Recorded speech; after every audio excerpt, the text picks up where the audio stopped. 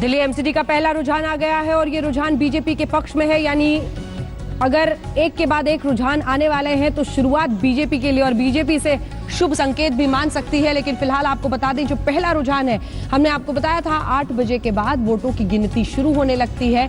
35 केंद्र हैं जहां पर हो रहे हैं 270 वार्ड कुल, जहां पर आज गिनती होनी है और उसमें से 235 पर तो दावा पहले ही मनोज तिवारी ठोक चुके हैं। लेकिन सीधे सीधे श्रेय वो मोदी की नीतियों को देते हुए उनका कहना है कि ना ये एमसीडी के काम पर, ना ये दिल्ली के प्रचार पर, ये सिर्फ और सिर्फ नरेंद्र मोदी और उनकी आभा के इर्द गिर्द लड़े जाने वाले चुनाव हैं। यानी स्पष्ट है, पार्टी में कम से कम कोई कंफ्यूजन इस बात को लेकर नहीं दिखाई देता है। और पहला रुझान ये देखिए साउथ एमसीडी से आता हुआ, जिसमें सबसे पहले अब 2 वार्ड आ गए हैं और 2 वार्ड्स में इस वक्त भारतीय जनता पार्टी आगे है। हमने तीनों ही नॉर्थ एमसीडी, साउथ और फिर ईस्ट, तीनों पर नजर रखिएगा क्योंकि यहां पर एक एक करके तस्वीर साफ होगी और 2 पर फिलहाल बीजेपी आगे चल रही है। अभी रुझान अलग अलग जगहों का आना है, लेकिन अगर ये रुझान धीरे धीरे इसी तरह से बढ़ते हैं तो दिलचस्प होगा देखना। आज एक बेहद दिलचस्प पैनल हमारे साथ इस पर जुड़ रहा है। आलोक मेहता जी, वरिष्ठ पत्रकार, हमारे साथ स्टूडियो में जुड़ गए हैं, जो कि लगातार वोटिंग के दिन भी हमारे साथ थे। संजय कुमार जी, चुनाव विश्लेषक, दिल्ली पर जबरदस्त पकड़ है इनकी, ये हमारे साथ स्टूडियो में है। और बेहद खास मेहमान निलंजन मुखोपाध्याय साहब आज हमारे साथ जुड़ गए हैं स्टूडियो में, जो दरअसल नरेंद्र मोदी पर किताब लिख चुके हैं और बहुत कुछ अगर आपको नरेंद्र मोदी के बारे में जानना हो तो उस किताब के जरिए आप जान पाएंगे।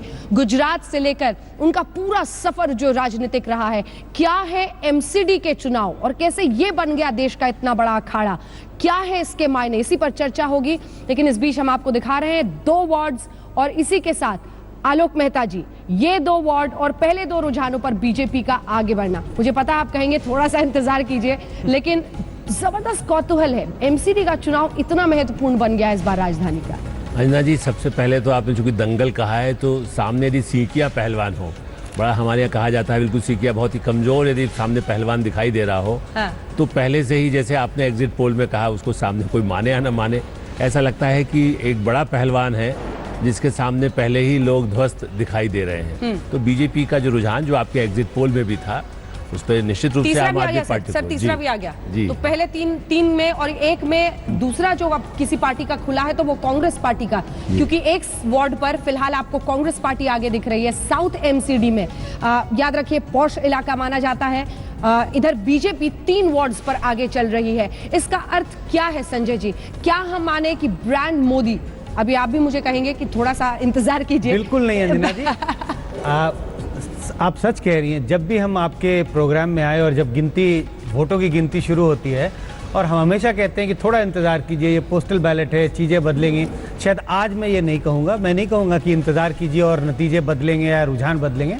मुझे लगता है हर संकेत से, जो एग्जिट पोल आए हैं, प्री पोल हुए और भी जो संकेत हैं, वो साफ दिखाते हैं बीजेपी इन चुनाव में बहुत बढ़त बनाई हुई दिखाई पड़ रही थी। और नतीजे जब आएंगे तो मुझे लगता है वो उन बातों की पुष्टि होगी कि बीजेपी एमसीडी चुनाव बड़ी मात्रा में, बहुत बड़े तरह से जीतने जा रही है। तो मैं नहीं कहूंगा कि इंतजार कीजिए और चुनाव 5 पहुंच गया आपके बोलते बोलते संजय जी, 5 पहुंच गया है, यानी 2 ऊपर 2 नीचे और एक और अगर कोई दूसरी पार्टी आती दिख रही है तो वो कांग्रेस है। हरिशंकर गुप्ता जी, और हमें ध्यान रखना चाहिए कि ये एमसीडी के चुनाव में जो वार्ड है बहुत छोटे छोटे होते हैं। 30 से 40 हजार वोट हैं, लगभग 60,000 पॉपुलेशन। बहुत जल्दी हो जाएगा, बहुत जल्दी खत्म हो जाएगा, बहुत जल्दी। हमारे साथ हरिशंकर गुप्ता जी जुड़ गए, नीलांजन जी उसके बाद मैं आपके पास आऊंगी। कांग्रेस पार्टी के प्रवक्ता हैं हरिशंकर गुप्ता जी। अभी तक तो देखिए 5 पर बीजेपी आगे, 1 पर आप, क्या कहेंगे? क्या वाकई अब ये शुरुआती रुझान दिखा रहे हैं कि हम एक लहर देखेंगे मोदी जी की और आप लोग कहीं वहीं नीचे आसपास सिमट जाएंगे? नहीं अंजना जी, ऐसी बात नहीं है। ये सर्वे को छोड़ दीजिए, अभी आप देखेंगे कि जो रिजल्ट्स हैं वो हमारे रुझान आ रहा है सर, सर्वे नहीं है ये, अब रुझान है, बक्से खुल रहे हैं ईवीएम के। रुझान में भी अगर आप देखेंगे, और थोड़ा सा इंतजार करना पड़ेगा, थोड़ा सा रुक जाइए। अब आप देखेंगे कि कांग्रेस अपने आप बढ़त बनाएगी। और इसमें सर्वे जो दिए थे, मैं सर्वे को नहीं मानता हूँ। ये सर्वे अपने अलग से सर्वे है और जो ग्राउंड रियलिटी है वो दूसरी रहेगी। आप देखेंगे, आपको भी पता लगेगा। उम्मीद भी एक गजब की चीज है, उसकी अपनी बुनियाद होती है, अपनी कहानी, अपनी मंजिल होती है, क्योंकि वो ये समझती है कि आखिरी वक्त तक तो ठीक है, उम्मीद तो आप भी रखिए। हमारे साथ नीलांजन मुखोपाध्याय जी हमारे साथ हैं। नीलांजन जी, इसको मैं बड़ी तस्वीर पर ले जाना चाहती हूँ। यूपी और 5 राज्यों में जो अच्छी, पंजाब को छोड़ दें, तो जिस तरह से बीजेपी ने जबरदस्त कामयाबी हासिल की, वही लहर क्या यहाँ कायम होती हुई दिख रही है? क्या इसका भी श्रेय बिना रैली, बिना भाषण नरेंद्र मोदी के सिर पर ताज?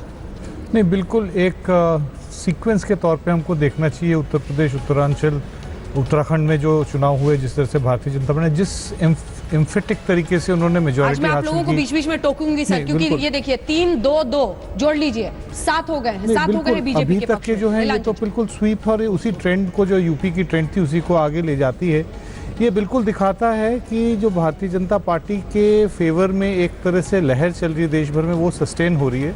अभी भुवनेश्वर में भारतीय जनता पार्टी की जो नेशनल एग्जीक्यूटिव की मीटिंग हुई थी, उसमें अमित शाह ने एक बहुत ही महत्वपूर्ण फॉर्मूला का जिक्र किया था, P2P, जैसे हम लोग बोलते हैं ना, B2B बिजनेसेस में, जो पंचायत टू पार्लियामेंट। मेरे ख्याल से ये पहले कभी किसी ने ये एम्फेसिस नहीं दिया कि हमको लोएस्ट लेवल से लेकर हाईएस्ट नरेंद्र मोदी जी हर चुनाव जीतना चाहते हैं। नरेंद्र मोदी जी ने गुजरात में भी ये किया था। जब जब उन्हें लगता था कि भ्रष्टाचार के बड़े आरोप लग रहे हैं, सभी उम्मीदवारों को बदल देते थे बेरहमी से। ये उन्होंने दिल्ली में एमसीडी में इस बार किया। बिल्कुल जरूरी थी, क्योंकि उनको पता था कि जो एंटी इनकम्बेंसी कैंडिडेट्स और जो सिटिंग मेंबर्स की थी, 10 साल से एमसीडी में ये लोग राज कर रहे हैं, और जाहिर सी बात है कि लोग नाराज है, क्योंकि एमसीडी को बहुत एफिशिएंटली रन, एंटी इनकम्बेंसी का बेरहमी से मुकाबला करना है तो उम्मीदवारों को बदलना होगा। ये रणनीति नरेंद्र मोदी की पहले भी गुजरात में रही है, और उसी के साथ वो दिल्ली में इस बार आगे बढ़े हैं। और इससे पहले कि मैं हरीश खुराना जी के पास जाऊं, ये देखिए आम आदमी पार्टी का खाता खुला है, और ये सबसे नीचे आप देख रहे हैं, एक वार्ड पर ईस्ट एमसीडी में फिलहाल आम आदमी पार्टी आगे बढ़ती हुई। लेकिन इधर देखिए 6 और 2 8 का मतलब, अभी देखिए ये शुरुआती रुझान है, शुरुआती रुझान है। ये आम आदमी पार्टी का खाता 2 पर आम आदमी पार्टी फिलहाल अब आगे चल रही है 2 वार्ड्स पर, लेकिन 8 के साथ बीजेपी आगे है। कुल मिलाकर ये समझना होगा शुरुआती रुझान है, अभी वक्त है जरा, लेकिन चूंकि यहाँ पर वोट कम होते हैं तो माना जाता है कि बहुत जल्दी यहाँ पर धीरे धीरे नतीजे आ जाएंगे। हरीश खुराना जी यहाँ पर मौजूद हैं, हाथ पैर दोनों लगातार हिला रहे हैं, क्योंकि अब उनके लिए खुशी का वक्त आ रहा है, हंसी रुक नहीं रही है। खुराना साहब अभी लेकिन शुरुआत के साथ, 1 सेकंड सर रोक रही हूँ, 12 बीजेपी अब 12 पर आगे। खुराना साहब देखिए, हम लोगों ने शुरुआत में हम लोगों ने एक्सेप्ट किया था, एज्यूम किया था कि मिशन 202+ का जो टारगेट था, और वो ओपिनियन पोल्स ने भी दिखाया और एग्जिट पोल्स ने भी दिखाया, और भारतीय जनता पार्टी के इंटरनल सर्वेस ने भी दिखाया कि हम 200+ का टारगेट हम अचीव करेंगे। मुझे लगता है कि जिस प्रकार से रिजल्ट आ रहे हैं और शुरुआती रुझान जिस प्रकार से आ रहे हैं, दिल्ली की जनता ने हमें फिर आशीर्वाद दिया है, मुझे विश्वास है। लेकिन 3 महत्वपूर्ण कारण होंगे जो इस जीत के, जो अगर जो भी है, आपको ये शुरुआत में लग रहा है। अभी जीत मत बोलिए सर, अभी रुझानी बोलिए, अभी रुझानी बोलिए, क्योंकि ये रुझान है 20 पहुंच गई है बीजेपी। 20 3 महत्वपूर्ण कारण मैं इससे मानता हूँ। आप जितना मर्जी बोल लीजिए, एंटी इनकम्बेंसी बोल लीजिए, जो मर्जी कह लीजिए, 10 साल के अंदर भारतीय जनता पार्टी 5 पर आम आदमी पार्टी आगे, 5 पर आम आदमी पार्टी। 2.5 साल 3 साल का मोदी जी का जो ऑरा है पूरे हिंदुस्तान में, दिल्ली उससे कोई अछूता नहीं है। 2 महत्वपूर्ण कारण, और तीसरा सबसे महत्वपूर्ण कारण है आम आदमी पार्टी के 2 साल के कर्मकांड। मैं कर्मकांड इसलिए बोलता हूं, लोगों ने बहुत अपेक्षाएं थी, 67 सीट दी, लेकिन 2.5 साल में क्या दिया? सिर्फ और सिर्फ झगड़े। ठीक है, आज जो खबरें आएंगी आप सबको मैं बीच में टोक कर जाऊंगी, क्योंकि ये बहुत महत्वपूर्ण है। पटपरगंज, ये मनीष सिसोदिया का इलाका है, यहाँ पर आम आदमी पार्टी का पीछे चलना बहुत कुछ बयां करता है, अगर उस लड़ाई का जिक्र बार बार आप कर रहे हैं। ये हम आपको दिखा रहे हैं कि पटपरगंज में आम आदमी पार्टी पीछे चल रही है, जो हमारे सहयोगी ने वहां से जानकारी दी है। फिलहाल बीजेपी 21 वार्ड्स में आगे चलते हुए, 4 में कांग्रेस और 5 पर आम आदमी पार्टी। यानी ये फासला अगर बरकरार रहता है तो देखिए आप 1/4 पर बाकी पार्टियां, और ये 6 पर अब कांग्रेस पार्टी आगे हो गई है। 4 नॉर्थ एमसीडी के वार्ड्स हैं जिस पे वो आगे है, और इधर आम आदमी पार्टी के नजरिए से 2 3 6 ये नंबर्स याद रखिए, बड़ी तेजी से बढ़ेंगे, क्योंकि अब ये वार्ड्स में कम वोटिंग होती है और इसीलिए वोटों की गिनती बड़े आराम से बहुत जल्दी हो जाती है। आम आदमी पार्टी का पटपरगंज में पीछे चलने का क्या मायने, आलोक मेहता जी? देखिए, आपको याद हो तो हम लोगों ने पिछली बार जब आपका एग्जिट पोल आया था तब भी जिक्र किया था कि मनीष सिसोदिया का इलाका है। हाँ। और उप मुख्यमंत्री सही माने में दिल्ली पर राज तो वही कर, केजरीवाल साहब तो पंजाब, गोवा भारत देश के राष्ट्रपति प्रधानमंत्री बनने की फिराक में लगे इलेक्शन मशीन बन गए सर, वो इलेक्शन मशीन बन गए, एक मुख्यमंत्री कम अपने रहे। इलाके पर भी उतना ध्यान नहीं दे पाए, चाहे स्कूल हो, चाहे अस्पताल हो, चाहे लोगों की सफाई का मामला लेकिन ये हो। तो बीजेपी के बारे में भी कहा जा सकता है सर, सभी इलेक्शन मशीन बन गए हैं, चाहे वो ये प्रधानमंत्री हो, चाहे वो मुख्यमंत्री हो, दिल्ली के सभी अलग अलग जगहों पे चुनाव के लिए प्रचार कर रहे हैं। रमेश भितूड़ी जी हमारे साथ सांसद इस वक्त, ये देखिए करीब करीब अब 30 पहुंच रहा है बीजेपी का आंकड़ा, 13 नॉर्थ एमसीडी में, साउथ में 10, 6 ईस्ट एमसीडी में, 29 वार्ड्स में आगे चल रही है फिलहाल भारतीय जनता पार्टी, 6-6 पर कांग्रेस और आम आदमी पार्टी। रमेश भितूड़ी जी सांसद भारतीय जनता पार्टी के हमारे साथ इस वक्त सीधे जुड़ गए हैं। रमेश जी, दिल्ली और दिल्ली में आपका उग्र अंदाज जिसमें आप बातचीत करते हैं, पार्टी का प्रचार करते हैं, मेरा पहला सवाल आपसे यही कि 31 पर फिलहाल बीजेपी आगे चल रही है, कामयाबी का श्रेय जाहिर तौर पर आप भी नरेंद्र मोदी को देंगे, लेकिन क्या मानते हैं, क्योंकि ये सवाल पूछा ही जाएगा कि अगर जीती भी ये जंग, ये मैच, तो एक एक खिलाड़ी को बदल के ही जीत पाए। कामयाबी का श्रेय जाहिर तौर पर आप भी नरेंद्र मोदी को देंगे। अंजना जी, ऐसा नहीं है। देखो, पिछले 70 साल की देश की राजनीति में 60 साल में कांग्रेस ने जो विश्वसनीयता खोई है, हाँ। उसके कारण से हर पॉलिटिकल आदमी लोगों को चोर नजर आने लगा था जी। और 2.5 वर्ष में आम आदमी पार्टी, अरविंद केजरीवाल जी ने उनकी जगह लेने की बात की, लेकिन वो उनसे भी बड़े इस प्रकार के धोखेबाज निकले लोगों के सामने। तो लोगों को लगा कि देश के प्रधानमंत्री को श्रेय देने के लिए कोई ऐसा नहीं है कि एम ही हम देश को उनको खुश करने के लिए श्रेय देने की बात कर रहे हैं। 2.5-3 साल की शासन में अंजना जी मानना पड़ेगा कि देश के प्रधानमंत्री ने जो क्रेडिबिलिटी, जो विश्वसनीयता थी जनता की, पॉलिटिकल लोगों के प्रति होनी चाहिए, जो कहा उन नियमों को दलित, पीड़ित, उपेक्षित वर्ग के उनके उत्थान को जो योजनाएं बनाई और उन तक सीधी 2.5 साल में पहुंचाई, जो 60 साल में नहीं पहुंचाई, और जो प्रधानमंत्री जी कह रहे हैं वो करेंगे लोगों के लिए, केवल सत्ता पर काबिज होने के लिए ढोकलेबाजी या नारेबाजी नहीं लगा रहे हैं। तो ये एक विश्वसनीयता है देश के प्रधानमंत्री की जनमानस के बीच में। पिछले देश की आज़ादी के 70 साल की राजनीति में ये उसका परिणाम निकल के आ रहा है कि प्रधानमंत्री जी ने और हमारे राष्ट्रीय अध्यक्ष जी अमित शाह जी ने जो डिसीजन लिया किसी भी बात को लेकर, आप भी कहेंगे एमसीडी में काम इतना नहीं हुआ, ये नहीं हुआ, हम मानते हैं कुछ काम एमसीडी में ठीक नहीं कर पाई बीजेपी सफाई के मामले में, लेकिन बहुत काम एमसीडी में बीजेपी ने किए भी हैं। ऐसा नहीं एमसीडी ने बीजेपी में कुछ किया ही नहीं है। तो जनता ने असलियत को पहचान लिया है कि देशभक्त, राष्ट्रीय भक्त देश के लिए और जनता के लिए कौन लोग कहकर करने वाले हैं और कौन लोग केवल चुनावी वायदे करते हैं, लोगों को गुमराह करते हैं। ये उसका परिणाम निकल के आ रहा है। अब लोगों, एमसीडी के मतलब परिप्रेक्ष्य में अगर आप देखें तो गुमराह करने के लिए लोगों की जरूरत नहीं है अन्य पार्टियों की, एमसीडी को लेकर आम लोगों की छवि भी खराब हो चुकी थी, लेकिन 32 पर फिलहाल आप आगे चल रहे हैं। एक और दिलचस्प सवाल मेरे पास है, अगर विधानसभा चुनाव को आप देखें तो पिछली बार की वो तस्वीर थी जब किरण बेदी जी पिंक सूट में कार पर चढ़ गई थी, दिन भर वो विधानसभा चुनाव के दिन चली।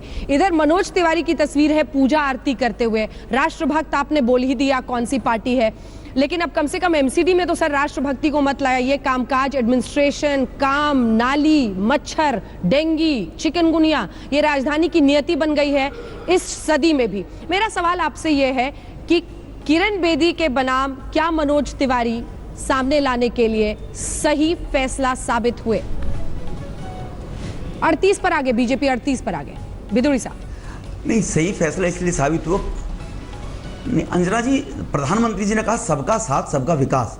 आज दिल्ली की भौगोलिक स्थिति के साथ में उसकी पॉपुलेशन डेमोग्राफी बदली है, उसके कारण से मनोज तिवारी, पूर्वांचल के लोग दिल्ली के अंदर 25 से 30% के रूप में रहते हैं, उनको भी लगे कि हमारा कोई नेता है, हमारी सुनने वाला है, हम रोजी रोटी की तलाश में महानगरों की तरफ भागे हैं। तो सबका साथ सबका विकास, तो सबका साथ लेते हुए सबका विकास हो जाए, वो बात वोट बैंक की नहीं है। प्रधानमंत्री ने ये कहा कि देश में सबका विकास होना चाहिए, एक स्पेसिफिक वर्ग का ही विकास ना होना चाहिए। मनमोहन सिंह जी ने कहा, मैं उस विषय पर नहीं जाना चाहता हूं। तो इसीलिए सबका साथ सबका विकास के नारे को देकर हमने ये काम किया है प्रधानमंत्री जी ने और माननीय राष्ट्रीय अध्यक्ष जी ने, जो मनोज तिवारी जी को लेकर आए हैं वो प्रदेश अध्यक्ष के रूप में। तो स्वाभाविक रूप से लोगों के अंदर विश्वास पैदा हुआ है कि देश के प्रधानमंत्री हर वर्ग के बारे में सोचते हैं। उत्तर प्रदेश में हर वर्ग को हमने उसका जो हिस्सा है वो मिलना चाहिए, उसको टिकट दी। इसके कारण से उत्तर प्रदेश हर वर्ग को लगा कि सत्ता में मेरी भी भागीदारी है। तो 125 करोड़ देश में लोग रहते हैं, तो लोकतंत्र का मायने है कि हर व्यक्ति को उसका हक और अधिकार मिलना चाहिए। हाँ। जो प्रधानमंत्री जी ने सोच के साथ ना जाइए सर, क्योंकि फिर आएगा कि मुस्लिम को उम्मीदवार नहीं बनाया। जहां तक किरण बेदी का सवाल है, एक सेकंड, हाँ, यूपी ना जाइए क्योंकि फिर पूछा जाएगा कि सबका साथ सबका विकास में आपने किसी मुस्लिम उम्मीदवार को टिकट तक नहीं दिया। यहाँ की नहीं, यूपी में नहीं, यूपी में एक भी नहीं दिया था टिकट। राजनीति के अंदर टिकट राजनीति के अंदर टिकट नहीं, यूपी में भी मैं बताना चाहता हूं, राजनीति में टिकट दी जाती है विजिबिलिटी के आधार पर। एक कार्यकर्ता जो काम करता है वो किसी भी वर्ग, किसी भी समुदाय का हो, वो जीत पा रहा है या नहीं जीत पा रहा है, राजनीति में जनता की एक्सेप्टेबिलिटी देखी जाती है। वो इसलिए नहीं है कि अब हमने हरियाणा यहाँ दिए ना, दिल्ली में 8 लोगों को टिकट दिए मुस्लिम समुदाय के लोगों को, ऐसा नहीं है। यहाँ हमारे समुदाय में लोगों की एक्सेप्टेबिलिटी है, वो जीतने वाले हैं। एक किरण बेदी जी की आपने बात कही, वो एक एक्सपेरिमेंटल, लोगों ने, दिल्ली की जनता ने एक्सपेरिमेंट किया कि दिल्ली में एमसीडी है और विधानसभा में कांग्रेस इसको आजमा कर देख लेते केजरीवाल को, और वो टाइम फिक्स निकला लोगों का जो एक्सपेरिमेंटल था। ठीक है, ठीक है, आपने खुद ही कह दिया कि वो टाइम फिक्स निकला, क्योंकि वाकई निकला था। एक तरफ 67 सीटें और एक तरफ 3 सीटों पर बीजेपी सिमट गई थी। 48 वार्ड पर फिलहाल भारतीय जनता पार्टी आगे चल रही है 13-10। मुझे लगता है कि इसको अगर हम समझने की कोशिश करें संजय जी, ये 13 जो कांग्रेस का है ये बहुत कुछ कह रहा है। मतलब त्रिकोणीय इस बार वाकई लड़ाई, अगर 1/4 पर भी फिलहाल बाकी दोनों पार्टियां दिख रही हैं, लेकिन त्रिकोणीय हुई जिसका फायदा शायद बीजेपी को मिलता हुआ दिखाई दे रहा है। संजय जी, सिर्फ एमसीडी चुनाव की बात ना करें, मैंने पहले भी जिक्र किया कई राज्यों के जो चुनाव हुए लोकसभा के बाद, इसमें भी देखेंगे। और 2 राज्यों का मैं जिक्र करूंगा जरूर, हरियाणा का और झारखंड का, और आप महाराष्ट्र का भी जिक्र कर सकते हैं। कई राज्यों में बीजेपी को इस बात का जरूर फायदा मिलता है कि एंटी बीजेपी वोट, जो बीजेपी के खिलाफ वोट जो पड़ते हैं, वो बढ़ जाते हैं। आप एमसीडी के चुनाव के पूरे नतीजे आ जाएंगे और आप देखेंगे कि त्रिकोणीय मुकाबला है। बीजेपी दोनों पार्टियों के मुकाबले बहुत आगे रहेगी वोटों के मामले में, सीट के मामले में। लेकिन अगर आप कांग्रेस और आम आदमी पार्टी के वोट को इकट्ठा कर देंगे, जो इकट्ठा करना मैं सही नहीं कहता, लेकिन अगर आप इकट्ठा कर देंगे तो देखेंगे दोनों के वोट बीजेपी के वोट के कहीं कहीं बराबर आ जाएंगे। हाफ सेंचुरी पार बीजेपी। आलोक मेहता जी, अगर भिदुड़ी साहब से कोई आपका सवाल है तो वो भी कर सकते हैं। 54 यानी हाफ सेंचुरी से काफी आगे अब निकलती हुई भारतीय जनता पार्टी वार्ड्स के मुकाबले। लेकिन सबसे ज्यादा नजर अगर किसी चीज पर है तो पटपड़गंज, ये दिलचस्प है। अगर वहां से आम आदमी पार्टी की हार होती है तो ये जो रेफरेंडम जिसे बार बार कहा जा रहा है आम आदमी पार्टी की सरकार पर, क्या उसे भी, ये 58, ये याद रखिए रुझान है। लेकिन चूंकि म्यूनिसिपल इलेक्शंस में, एमसीडी इलेक्शंस में बहुत कम वोट्स डाले जाते हैं तो उसकी गिनती बड़ी जल्दी होती है और एक एक करके तमाम जो रुझान है वो तेजी से आगे आ रहे हैं। 17-7 का फासला अब कांग्रेस और आम आदमी पार्टी में हो गया है। अगर विदुड़ी साहब जुड़े हुए कोई सवाल? हाँ, विदुड़ी साहब से कहना चाहूंगा जरूर कि स्वच्छ भारत मोदी जी ने कहा, तो स्वच्छ दिल्ली बनाने के लिए नगर निगम के लोग इस बार चाहे नए आए हों, लेकिन वो आप लोगों के खाली मनोज तिवारी पर निर्भर न करें, वो तो प्रवासी दिल्ली वाले हैं। लेकिन जो दिल्ली वाले हैं, गांव की हालत कितनी खराब है विदुड़ी जी, और स्वच्छ दिल्ली कैसे बनेगी इसका कोई वायदा आप लोग करेंगे? अपने हाँ। मोदी जी के लिए ही करिए, भगवान के लिए लोग करते हैं लेकिन मोदी जी के लिए तो करिए कम से कम, भगवान को तो कोई देख नहीं पाता। और ये बार बार कहा गया कि स्वच्छता अभियान भी जितने सांसद थे दिल्ली वाले, बीजेपी वाले, सब फोटो के लिए खाली करते थे। नहीं, वो कचरा पहले इकट्ठा करके फिर झाड़ू लगाते हुए फोटो हमने दिखाए हैं। हाँ, विदुड़ी साहब ऐसा नहीं है लोग जी, ऐसा नहीं है लोग जी। और जहां तक स्वच्छ भारत अभियान का मामला है, देश के प्रधानमंत्री ने 125 करोड़ लोगों से अपील की थी। ये केवल भारतीय जनता पार्टी का नहीं, देश के सभी लोगों का दायित्व बनता है, नंबर 1। लेकिन सत्ता में आने के बाद आलोक जी हमारी जिम्मेवारी बढ़ जाती है सत्ता में आने के बाद। और जो केजरीवाल साहब ने 2 साल में एमसीडी का फंड ना देकर, पैसा ना देकर, और जो एक ओछी राजनीति की है जिसके कारण से 9,000 करोड़ रुपए एमसीडी को मिलना चाहिए उसके हिस्से का, 2800 करोड़ रुपए 2 साल में केजरीवाल साहब दे पाए थे। केंद्र से पैसा इसलिए प्रधानमंत्री जी ने, सरकार ने नहीं दिया कि फिर आप ही लोग बैठकर कहते कि आप केजरीवाल को मौका तो दीजिए, कम से कम 2 साल में वो बेईमानी नहीं करेंगे और पैसा देंगे। सैलरी नहीं मिली लोगों की, सफाई कर्मचारियों की। अब भारतीय जनता पार्टी निश्चित रूप से स्वच्छ भारत अभियान के इस अपने जो हमने जो कहा है देश के प्रधानमंत्री के सपने को पूरा करने के लिए, आने वाले टाइम में दिल्ली में लोग जी आपको दिखाई देगा। हम और आप इसी चैनल पर, अगर अंजना जी चाहेंगी तो 1 महीने 1.5 महीने बाद बैठेंगे तो आपको नजर आएगा, दिखाई देगा दिल्ली के अंदर स्वच्छता अभियान के तहत दिल्ली स्वच्छ होती नजर आ रही है जी। बिल्कुल, और ये बहुत महत्वपूर्ण है। डेंगू और चिकनगुनिया से लड़ाई में नहीं दिख सकती राजधानी इस वक्त देश की। ये देखिए 76 पहुंच गई है भारतीय जनता पार्टी 17 पर, और अब 6 का फासला कांग्रेस और आम आदमी पार्टी में बनता हुआ। नीलांजन मुखोपाध्याय जी, एक सवाल आपसे करना चाहते हैं भिदुड़ी साहब। नीलांजन जी बोले। और एक सेकंड साहब, एक सीट का हम आपको नजारा दिखा रहे हैं एक एक करके बीच में ब्रेकिंग न्यूज में, ताकि आप जाने कि सबसे तेज और विश्वसनीय नतीजे हैं ये। एक वार्ड के बारे में हम आपको विस्तृत जानकारी भी लगातार दे रहे हैं। 76 पर बीजेपी। नीलांजन मुखोपाध्याय, सवाल पूछे। एमसीडी के चुनाव में एक जो सबसे बात देखने को मिला, एक तरफ से तो लहर दिखाई दे रही है, लेकिन क्या आप बता सकते हैं कि टर्नआउट जो है इस बार का 2012 की तुलना में एमसीडी के चुनाव में क्यों नहीं बढ़ा? ये देखने को मिला है, नहीं जो आंकड़े मिले उसमें नहीं बढ़ा है। पिछली बार की तरह टर्नआउट इस बार नहीं हुआ। 54% से जरा ऊपर था पिछली बार, लेकिन इस बार उससे जरा नीचे ही रह गया। बराबर के आसपास रह गया, 53-54 के बीच में रह गया। तो अगर इतनी बड़ी लहर है, इतनी अगर लोगों को बीजेपी को वोट देने की इच्छा है, तो फिर टर्नआउट क्यों नहीं बढ़ा? ये आंतरिक तरीके से कोई लड़े तो हम उस पर आंदोलन करेंगे। 98 सेंचुरी के करीब पहुंचती हुई भारतीय जनता पार्टी 98 वार्ड पर फिलहाल बीजेपी आगे चल रही है और दूसरे और तीसरे नंबर की लड़ाई में कांग्रेस फिलहाल बाजी मारती हुई 23 वार्ड के साथ कांग्रेस पार्टी आगे है। 17 पर आम आदमी पार्टी। पहले तो आप नीलांजन जी के भी सवाल का जवाब दीजिए, अगर लहर है तो इतने सारे लोग क्यों नहीं निकले? और दूसरा महत्वपूर्ण सवाल है, ईवीएम पर घिरने के लिए तैयार है ना? क्योंकि आंदोलन तक के बाद आम आदमी पार्टी 100 का आंकड़ा पार सेंचुरी मार चुकी है। बीजेपी एमसीडी में रुझानों के मुताबिक 100 वार्ड पर बीजेपी आगे। सवाल का जवाब रमेश भिदुड़ी जी।